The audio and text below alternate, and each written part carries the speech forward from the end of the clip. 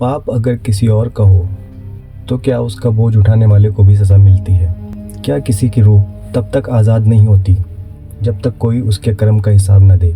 ये कहानी है एक ऐसे इंसान की जो पैसा तो जीत गया लेकिन अपनी रूह हार गया। कहानी की शुरुआत होती है रिक मेलोन से, एक ऑर्डिनरी आदमी जो एक छोटी सी कंस्ट्रक्शन कंपनी में काम करता है। ज़िंदगी में स्ट्रगल ही स्ट्रगल, घर में टेंशन, बैंक अकाउंट में ज़ीरो बैलेंस और फ्यूचर की कोई उम्मीद नहीं। लेकिन एक दिन उसकी किस्मत बदलती है। उसे एक काम मिलता है एक रिमोट जगह पर, एक पुराने और क्रीपी मैंशन में। ये मैंशन बिलोंग करता है एक ऐसे बिलियनर्स को जिसका नाम जॉर्ज होता है। जॉर्ज एक अजीब इंसान है, थोड़ा स्कैरी और पूरा का पूरा मिस्टीरियस। न फैमिली, न दोस्त और ना ही कोई पास्ट रिकॉर्ड। सिर्फ एक बड़ा सा मैंशन जहाँ सिर्फ वो और कुछ लॉयल स्टाफ रहते हैं। रिक जब मैंशन में रेनोवेशन का काम कर रहा होता है तभी उसकी नज़र एक लॉकर पर पड़ती है। लॉकर खुला हुआ होता है और उसके अंदर कुछ कैश होता है। रिक लालच में आ जाता है और वहाँ से एक दो नोट उठा लेता है। सोचता है कौन देख रहा है। अगले दिन रिक को जॉर्ज के ऑफिस में बुलाया जाता है। रिक सोचता है अब तो पकड़ा गया, लेकिन होता उसका उल्टा ही है। जॉर्ज उसे डांटने की बजाय एक अजीब डील ऑफर करता है। जॉर्ज कहता है मैं मरने वाला हूँ, मुझे चाहिए तू मेरा एक काम करे, एक रिचुअल। तू अगर ये कर दे तो मेरी सारी दौलत तेरी। रिक कंफ्यूज हो जाता है कौन सा रिचुअल। जॉर्ज बताता है ये एक एंशियंट डार्क ट्रेडिशन के बारे में है जिसका नाम सिन ईटिंग है। जॉर्ज कहता है जब मैं मर जाऊँ तो तू मेरी लाश के सामने एक खास प्लेट से खाना खाएगा, बस इतना ही। पर याद रख, जैसे तुझको मेरी दौलत मिलेगी वैसे ही मेरा बोझ भी मिल जाएगा। जॉर्ज उसको कुछ भी क्लियर नहीं करता। रिक सोचता है बस एक छोटा सा रिचुअल और उसके बदले में $1 बिलियन स्टेट, ये तो इजी डील है। उसका लालच जीत जाता है और वो हाँ कर देता है। कुछ ही दिन बाद जॉर्ज की मौत हो जाती है। मैंशन के अंदर ही उसका छोटा सा प्राइवेट फ्यूनरल रखा होता है। सिर्फ स्टाफ और रिक मौजूद होते हैं। रिचुअल के लिए रिक को एक पुरानी थाली दी जाती है जिसमें एक रोटी, एक फ्रूट और वाइन होती है। रिक थोड़ा हेजिटेट करता है, थोड़ा घबराता है, लेकिन वो खाना खाता है। साथ ही वहाँ पर कुछ ऐसे मंत्र पढ़े जाते हैं जो अजीब और पुरानी भाषा में होते हैं।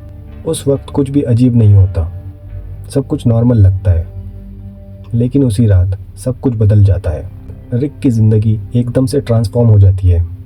मैंशन उसके नाम, जॉर्ज का bank account, cars, jewellery, stock सब रिक के कंट्रोल में आ जाते हैं। रिक एक आम वर्कर से बिलियनर बन जाता है। लोग हैरान होते हैं रिक इतना अमीर कैसे हो गया। पहली रात ही रिक को डरावने सपने आने लगते हैं। सपने नहीं, नाइटमेयर्स। जॉर्ज का डिसऑर्डर्ड चेहरा, एक औरत जो चीख रही होती है, एक छोटी लड़की जिसका मुंह खून से भरा होता है। रिक सोचता है ये स्ट्रेस है, लेकिन अगले दिन से घर में भी अजीब एक्टिविटी शुरू हो जाती है।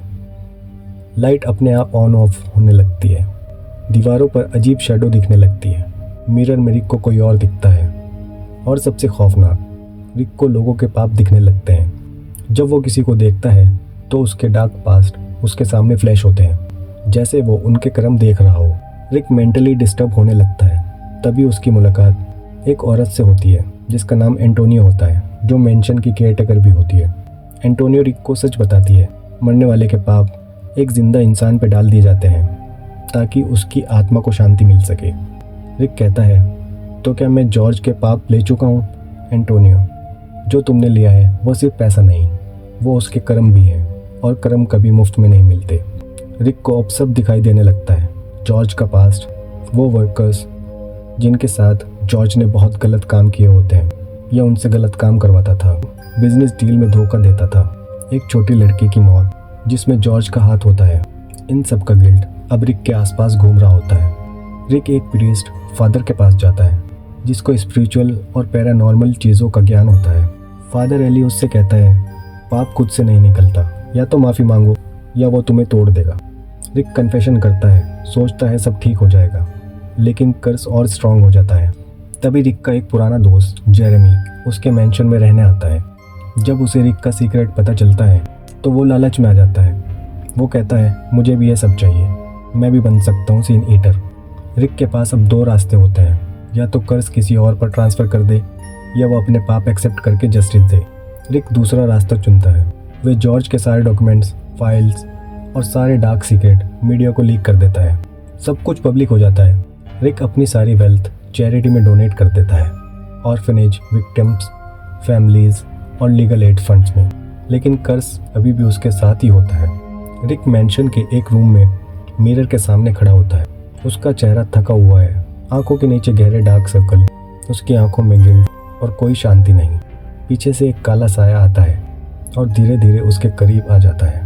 रिक मिरर में उस शैडो को देख रहा होता है। वो मूव नहीं करता, सिर्फ एक बार आंख बंद करता है। शैडो उसके कंधे पर हाथ रखता है और स्क्रीन ब्लैक हो जाती है और एक हल्की सी आवाज़ सुनाई देती है, कर्म कभी माफ़ नहीं करता। यह सिर्फ एक हॉरर स्टोरी नहीं, ये एक लेसन है ग्रीड, गिल्ट और जस्टिस के बारे में। हर शॉर्टकट का एक प्राइस होता है। किसी और का पाप उठाने का मतलब उसका बोझ भी उठाना है, और कभी उसकी सज़ा तुम्हारी आत्मा तक को छील देती है।